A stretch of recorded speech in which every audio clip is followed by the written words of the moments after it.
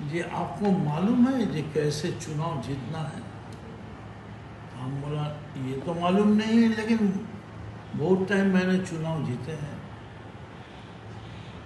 तो बोले सुनिए, শহরে আপনি नामबेन, नामार पर गाड़ीते उठबेन, गाड़ीते उठे जिज्ञेस करबेन हालचाल कैसे है। वो बोलेगा हालचाल बहुत खराब है, इस पार्टी का है, कोई पार्टी जीत जाएगा। तेमनी আপনি এরকম নেবে রাস্তায় নেমে পড়বেন, তারপরে কিছু লোক পেলে ওখানে চায়ের আড্ডা বসাবেন, চায়ের আড্ডা বসিয়ে ওখানে বিস্কিট চা খেয়ে 15 জন 20 জন এরকম, কারণ 15-20 করে করতে গেলে তো আমার তো কয়েক হাজার বছর লেগে যাবে। এটা তো ভোটের আগের কথা বলছেন, আমি বলছি ভোটের পরে আপনি মমতা বন্দ্যোপাধ্যায়কে কি বলেছিলেন, কি প্রস্তাব দিয়েছিলেন? অ্যাকচুয়ালি ভোটের পরে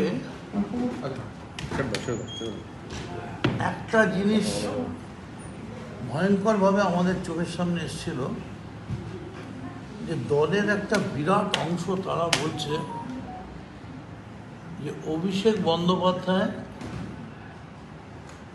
কে যদি ওই মর্যাদায় না নিয়ে গিয়ে তার বদলে পার্টির মধ্যস্তরের যারা নেতৃত্ব তাদের যদি পাড়ায় পাড়ায় এলাকায় এলাকায় পাঠানো হতো, তাহলে মাটির মানুষগুলো মাটির মানুষের স্পর্শ পেয়ে তারা কিন্তু জিতিয়ে নিয়ে আসতো।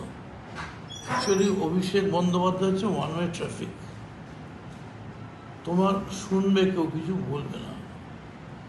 তো এইটাই আমরা বলেছিলাম যে তুমি কিছুদিনের জন্য ওকে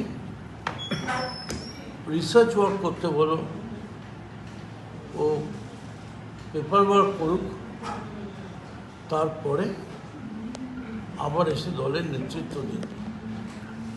ততদিন তুমি একটা কনফারেন্স ডেকে দলের মধ্যে থেকে ওই হাত তো সব থেকে আমার মনে হয় যেটা